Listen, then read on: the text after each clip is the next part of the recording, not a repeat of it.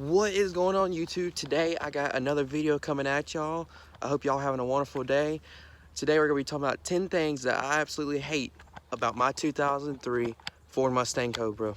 This is my 2003 Ford Mustang Cobra, zinc yellow.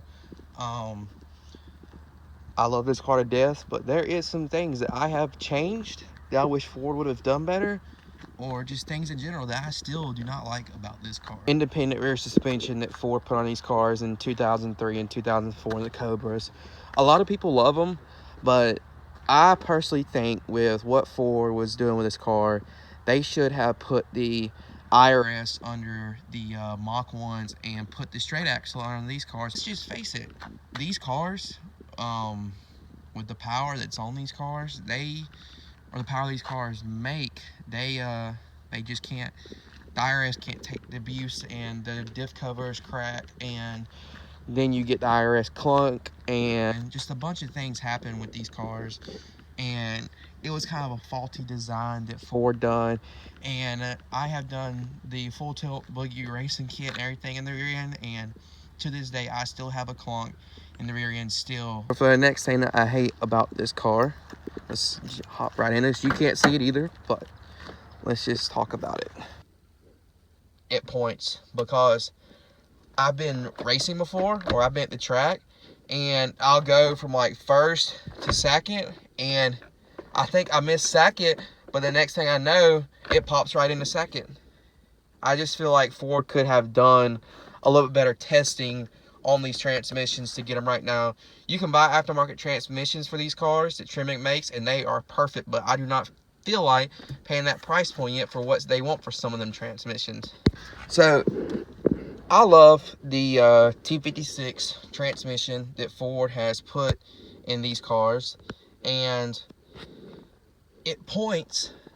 I hate this transmission too. Yes, it is a very strong transmission, but at times when it's cold or it points, the transmission will literally just lock me out of a gear, and I have to sit here and like pump the clutch a couple times to get to go in gear. Now, this transmission takes all the abuse that I throw at it when I am driving this car, and I've never had any problems out of it, but I just feel like Tremec and Ford could have done a little bit better and a little bit more testing on the transmission, and got the transmission figured out to where the synchros don't lock you out. Next thing that I hate about this car, but I also love it at the same time, is the interior. Now, my car originally came with the light gray and dark leather, but I have since swapped out with the dark charcoal seats with the black leather. I think it just really looks really clean, and I just think the yellow and the dark black interior goes good together. But anyways, excuse the dirty interior. I hate the interior points because you get in this car and stuff just rattles and vibrates, and it's all just kind of like cheaply made. Now, I know we're talking about 2003, but, and I know the price point would be drastically different if Ford did do this, but I feel like Ford could have done a little bit more, you know, development on the interior and made it a little bit better, and kind of made the Cobra interior stand out a little bit more than what they did, in my opinion. In every Cobra, the seat wears right here, and I know that's going to happen, but it's so expensive to recover these. I wish Ford would have done a little bit better development on the seats themselves. Now, the next thing that about this car that I really don't care for, but I knew I was getting into when I bought this car, is how much it costs to build one of these cars and the price point on these cars. Yes, it's a Cobra, but the price is a little steep on these cars at points, and I actually came out very good on this car when I got it. Cars are so expensive to build because of what they are. Let's go ahead and pop the hood on this car.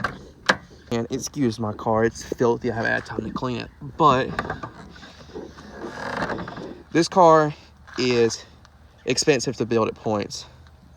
If you mess up anything in this area, get ready to spend probably over $1,000 in just anything, just something small. Get ready to spend big major money on these motors to fix them, to build them.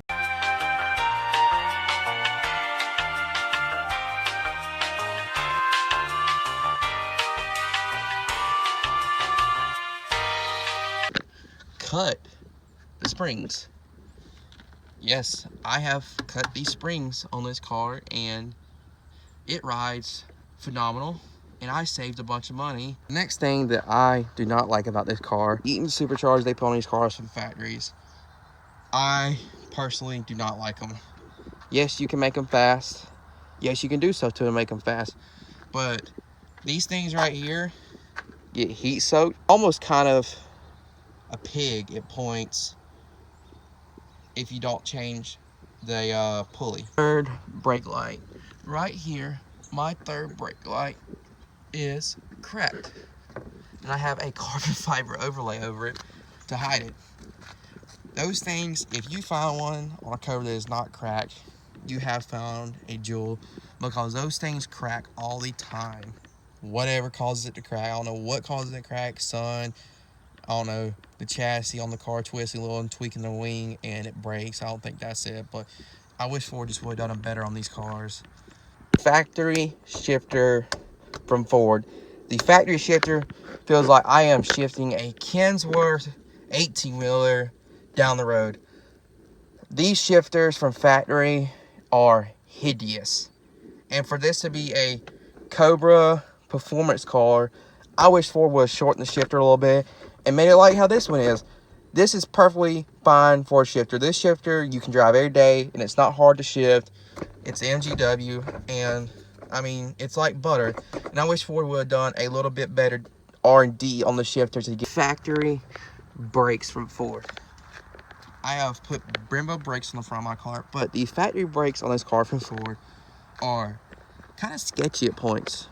They don't really stop the best if you need to stop. I have since put Brembo brakes on the front. The backs are fine. You don't really ever use the back brakes, but you use the front most time. And I have put Brembo brakes on the front of my car, and this thing stops on a dime.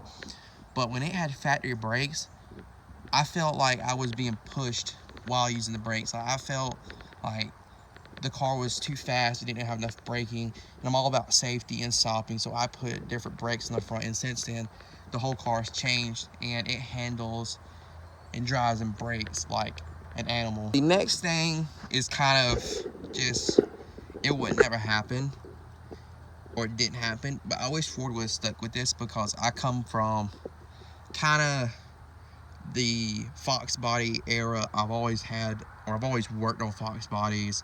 And I've done Cobras too, but I've always just done Fox bodies mainly. And I just wish Ford would have stuck with the pushrod motor in these cars like Chevy did in the Camaros. I feel like if Ford would have stuck with the pushrod motor, I feel like these cars would have been a little bit easier to build, if that makes sense, and the price point would have been drastically different, because that motor is expensive. It's a little difficult at points. If you don't know what you're doing, you never build an engine, I advise you not to build this one, because it's aggravating at points. It was simple, it worked, and it made power, and they kept it forever. And I wish they just would have stuck with it like Chevy, because this car I feel like would have been a lot better with a pushrod motor from Ford.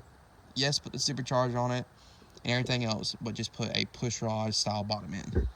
But the last thing on my list is, and I have since put a different one on there, I love the factory on these cars, but I hate when Ford made the vents right here. I'll try to put a little picture thingy right here, like right up here or somewhere right in this area.